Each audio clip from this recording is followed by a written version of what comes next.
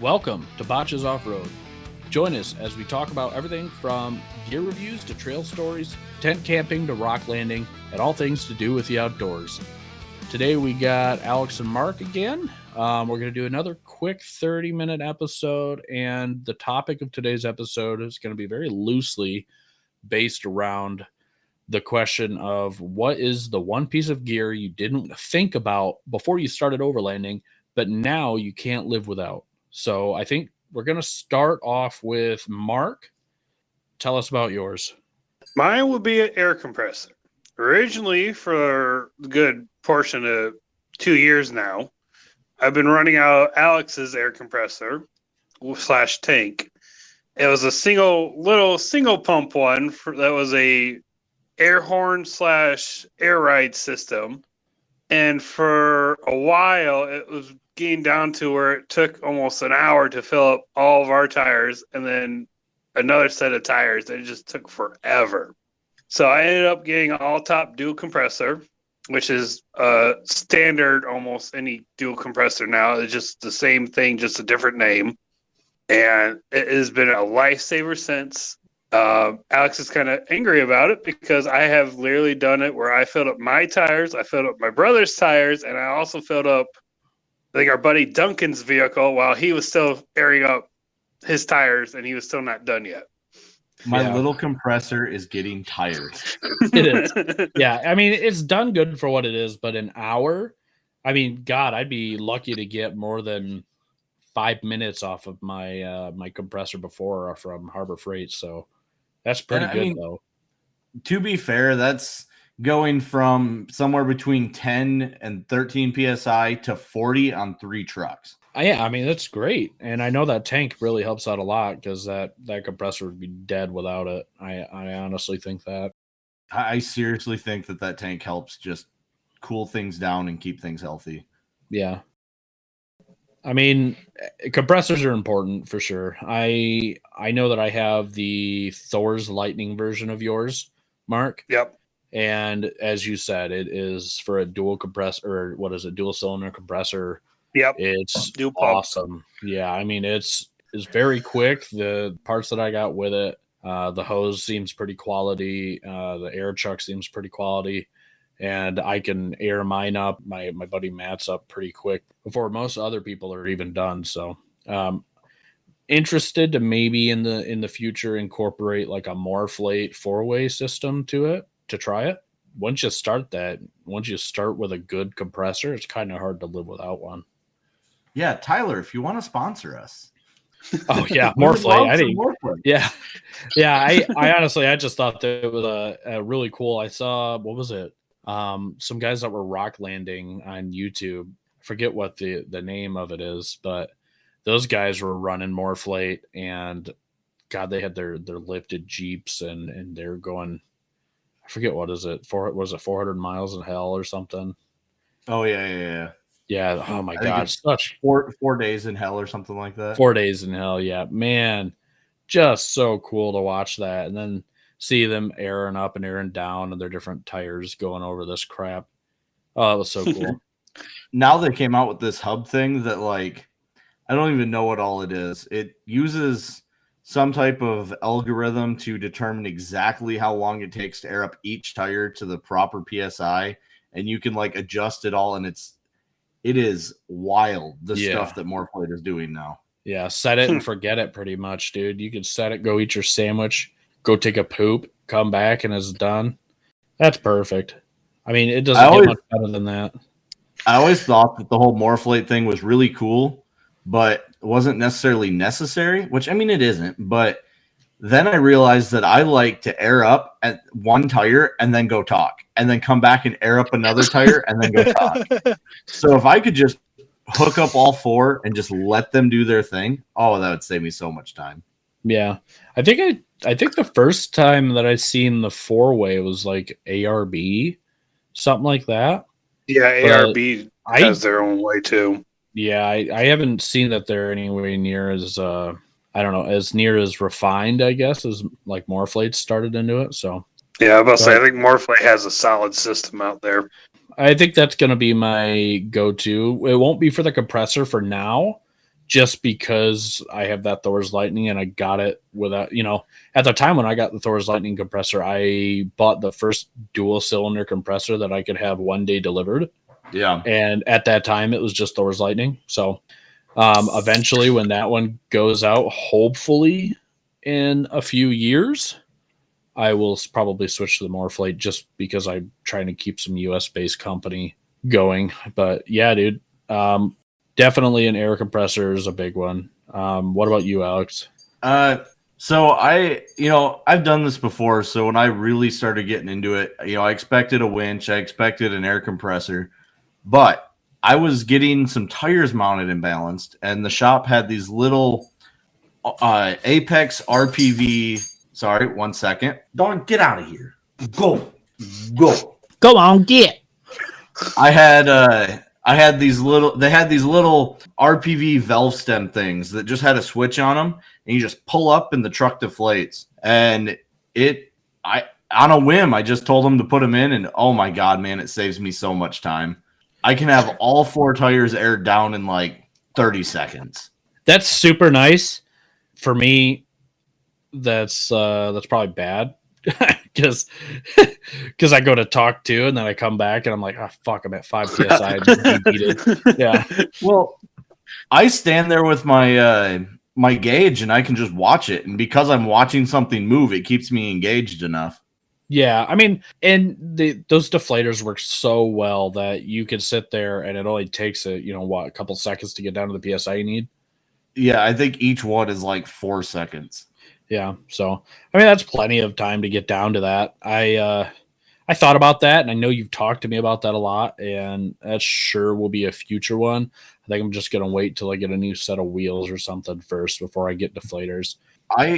I don't think I would put them on stock wheels, so I think that's a good idea, because I feel like if you're going to put them on a set of wheels, you're kind of committing to that set of wheels, across vehicles a little bit. Yeah.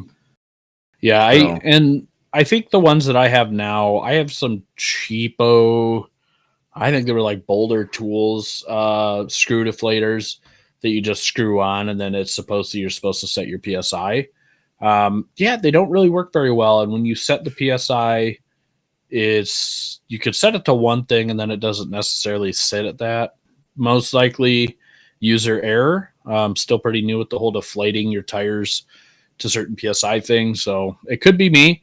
But then I got speed chucks, which is probably another $23, $25, something like that. So all for my deflation system, probably $50 total into it.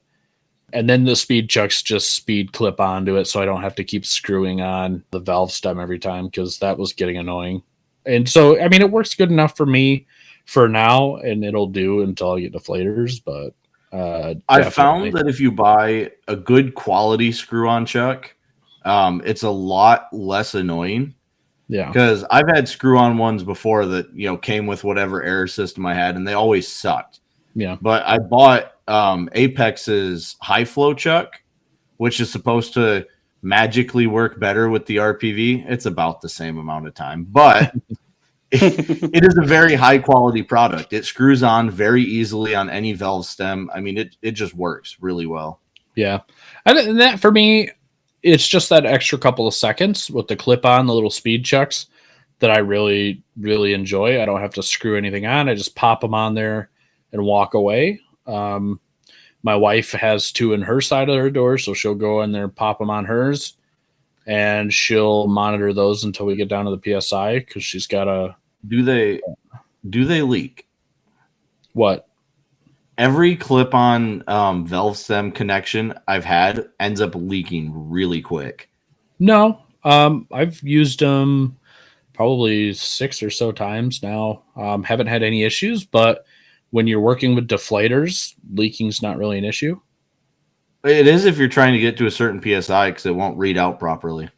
So I'll use those till I get close, and then I hook up the clip. It's the same kind of system, the little clip for my air compressor, the chuck for it, and then that's got the PSI readout on there, and then I'll let out the PSI till I get to what I want to get, and then I'll be done with it. But it's just nice having something that clips on and clips off like that. Don't have to spend a shit ton of time screwing in them. And then thinking about winter too, it'll be nice to just pop those in there. Whatever time I have less of outside is better for me for at that point. God, I wonder how my Apex valve stems are going to work in the snow. I can see. Oh man, there's going to be snow caked all in my wheel, dude. I'm going to have to dig my valve stem out. Are those steel or are they plastic? Steel. I was going to say you could use like a torch and just kind of heat up that area because you're going to get ice accumulation and all that. Oh. It's going to might be a little hard to pull them. They've still got O-rings. Yeah. I don't mean like set a map gas torch on there and just let them melt, but I mean just like heating up the area because I don't know how that's maybe the work. heat gun. Yeah. I'm about to say, don't you have a Bauer heat gun? I do have a cheap Bauer heat gun that I use for in the winter. The tractors, their gear levels are freeze, so I bought this little cordless Harbor Freight heat gun to just kind of heat them up enough that I could shift the tractor again. Yeah, maybe we look into is it alcohol deicers too? That could work because then not having to plug in a heater and walk around with a cord. Oh no, the heat gun's wireless. Oh, yeah. Okay. I was gonna say I'm thinking it's corded. I'm like that's gonna be annoying, but no, it runs off a Bauer 20-volt battery. Oh, that's cool.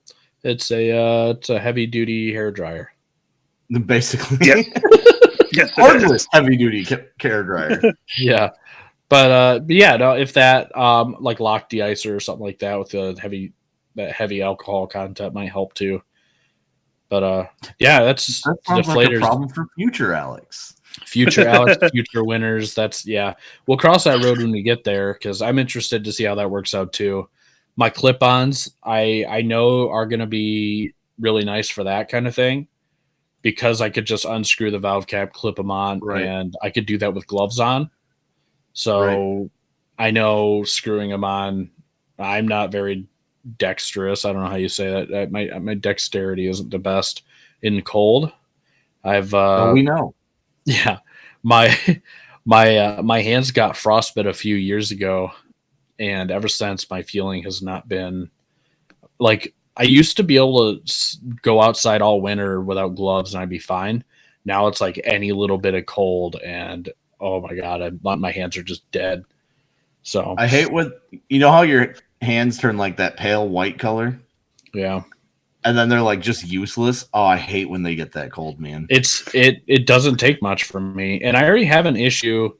Doctors hit me up in the chat with like poor circulation. Like my toes and my fingers are almost always cold. My feet aren't, my hands aren't. It's just my phalanges, as doctors might say it, but they're always cold and it has not gotten any better with the frostbite. So iron supplements, motherfucker, I am not anemic.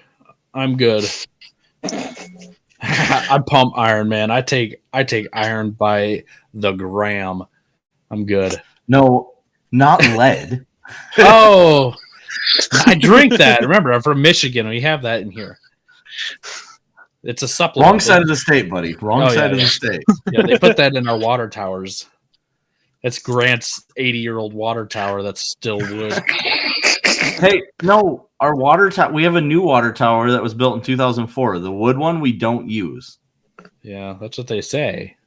It's not even hooked up. I'm about to say, I don't think the wood will do anything for not to be conspiracy theorist or anything, but have you ever checked physically? Yeah, for anyone that doesn't know, we live in a very small town of 800 people, and one of the quote unquote attempted tourist attractions is our original water tower that is the last standing wooden water tower, and I think all of Michigan, maybe the Midwest. I can't remember now. Yeah, and just so you know how well that worked out, I didn't even know about that until like a month ago, and I've been in Grant for a few years. Maybe not as much as Alex and Mark have, but I'd say at least 4 or 5 years I've been in the Grant area and didn't know about a fucking water tower. So I knew, you know what? I know more about Never Enough being there than I knew about the Grant water tower. If you like, what's in Grant? There's a Subway and Never Enough. That's pretty much Grant for you. Man, that is the saddest explanation of our town that I have ever heard. Yeah. Coming from like inner city to living in country, like I will say this, at my high school in Fife Lake was smaller than Grant's, so Grant's got that. But other than that, dude, going through Grant, there's like, is there any place to eat? Yeah, I guess you could go to the old Train Depot restaurant. Other than that, you have Family Dollar. The only one of the only good Mexican stores that were in there where you could get some like really authentic foods, gone. So No, they moved. Is it the same people? Is it Tomasula's or is it something else? I'm pretty sure it's the same people. I hope so. I absolutely love that place. I was in there with one of my farm hands not too long ago, and it's the same kind of thing. I mean, I can't say they have as good of an inventory as they used to, but it's pretty close. Dude, God, I'm such a slut for authentic tacos. Ugh. We need more of that. I miss having that little Mexican restaurant that was next to Tamazula's that always had like banging Mexican tacos, dude. Yeah, man. There's just such a need for it around here. I hit up every food truck that's in Grant, Nuevo area that's got tacos. Hey, friendly neighborhood editor here. This is the point in the episode where I realized that I'm an extreme big bag. But they're always Tex-Mex. I know, it's the hole in the wall places that are the best. I'm gonna butcher this, but taquerias. They're like little restaurants with stores. Those places are always the best. All right, man. Now that we're on Mexican food, what is one piece of gear that you never thought of but you could not live without? Yeah. Speaking of Mexican food and what it does to you typically, mine would honestly be a shitter, not a pooper as they call it, a commode, a mobile outhouse, a latrine, a hole in the ground. But no, I got a Amazon special heavy duty for my fat ass latrine little sit down toilet. And I will say I've been camping my whole life. I have been sitting on logs, arranging logs to a triangle so that I could maybe sit on those.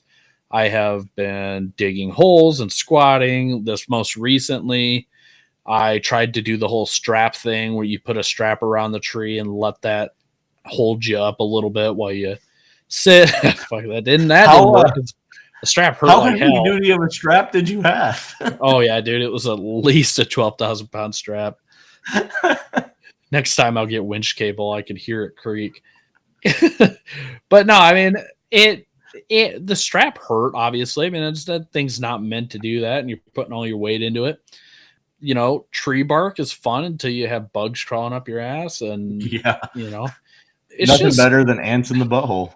And nothing's worse than trying to cook an authentic, let's say, Hispanic meal out at camp and then having to shit 5 seconds later and then having to run 40 feet into the woods and find your perfect log because we're getting old and we can't squat like that anymore.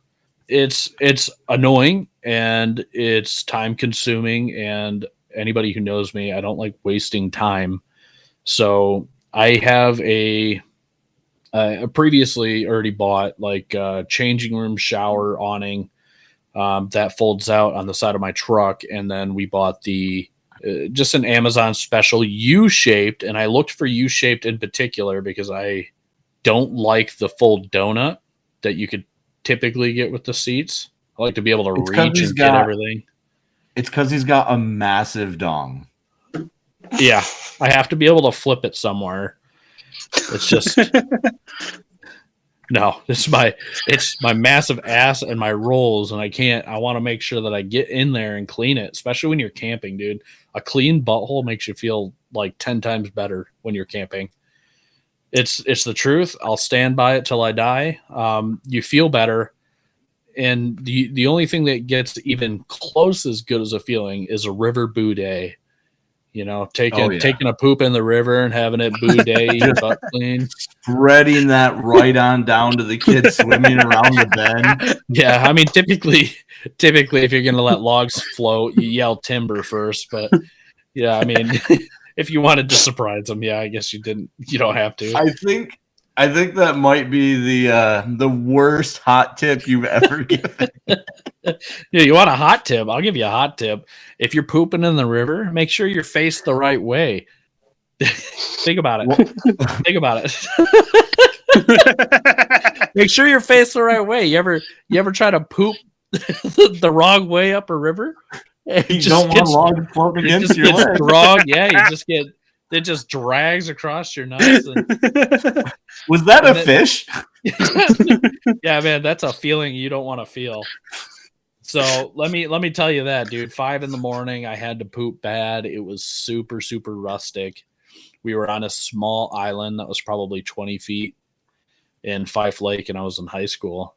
And I ran out there. We were on a hot dog and butter diet and ran out to the river. Didn't even think about it. It was one of my first times pooping in the river and pooped the wrong way. And I tell you what, I'll never forget it. I'll never forget it. I feel like pooping in the river is the wrong thing to do. Why? Fish do it. They do, but like, I used to have a dog where he always shit in the lake, dude. And I always felt so bad for the people around us. Fuck, why? Fish do it. Okay, right. I understand. It's probably not the best way because of what humans eat. But I could tell you that where we were at that time, and I haven't done this since, mostly because I'm traumatized, but where I was at the time, it was spruce saplings and stuff. You couldn't even dig a hole. There was roots everywhere. So I would have to have crossed the river, which I was not doing in the middle of the night or that early in the morning. And it was just kind of the best thing that I could do at the time. And trust me, I paid for it. Yeah. You know, 5 a.m, you're taking a poop in the Manistee River. You ever taken a poop in a spring-fed river before? God, no, but I'm sure it was cold. It was fucking cold, dude. It was cold. I did it the wrong way. I stumbled and got deeper than I wanted to. Got my shirt wet. Like, dude, I was almost butt naked in the middle of a river. My friends are sitting over. Oh man, it was just embarrassing. I was like, dude, it's not the best way. And this is all bringing back to the point to where maybe at one point when you were younger, you're like, hey, just squat. Hey, blah, blah, blah, you know. But it's getting to the point now where I just did this for the first time Labor Day weekend. I used this toilet. I will never go back to anything before. It was $40, and I would buy it every freaking week if that's what I needed to do when I was camping. It's that much better than squatting in the middle of the woods. Use a trash bag, use your little kitty litter, and then you pack it out, obviously. You pack in, you pack out, don't leave a trace. And it's so nice, dude. And you in the middle of the night, you can sit there and poop in the cool, calm 2 a.m. night and listen to the critters out in the woods. It's so much better than like trying to struggle not to poop on your shorts, right? Yep. I am excited for this weekend. Yeah, dude. I can't wait to poop on your toilet. Dude, you can. I will let you. I'll share the love, man. You know, and the thing is the bags fit right over the seat. So I'm not saying that anything about camping and overlanding is horrendously sanitary, but when your own trash bag that you're using is over the seat, if you're worried about touching butts or anything like that, then then no worries because nothing touches. So it's about as sanitary as it gets. Do it up. I'll have that set up. And yeah, dude, that's definitely something that I will never go camping again without it. It's you also kind of opens up different avenues for comfortably camping in areas that don't have easily accessible holes to be dug, or a little bit more public areas. State parks where you have your toilets. Sometimes the toilets aren't someone to sit in. And I have to think about my wife too and her comfort level. When we decided to get this last year, we just hadn't used it till this year. She was pregnant, and we were like, dude, getting up every 10 minutes and running to a potty is just not gonna be good. So yeah, I think it was a really good purchase. I think that's definitely something I can't live without until the next thing pops up. I could argue the fridge, but we could live with the fridge, and that's something that I've thought about a little bit. So, well, yeah. Thanks for your guys' insight. This has been a pretty good episode. Again, like I say every episode, this would be a good place for us to read off some boosts and, just share the love that you guys shared back to us. So, yeah, well, have a good one. Yeah, we'll see you.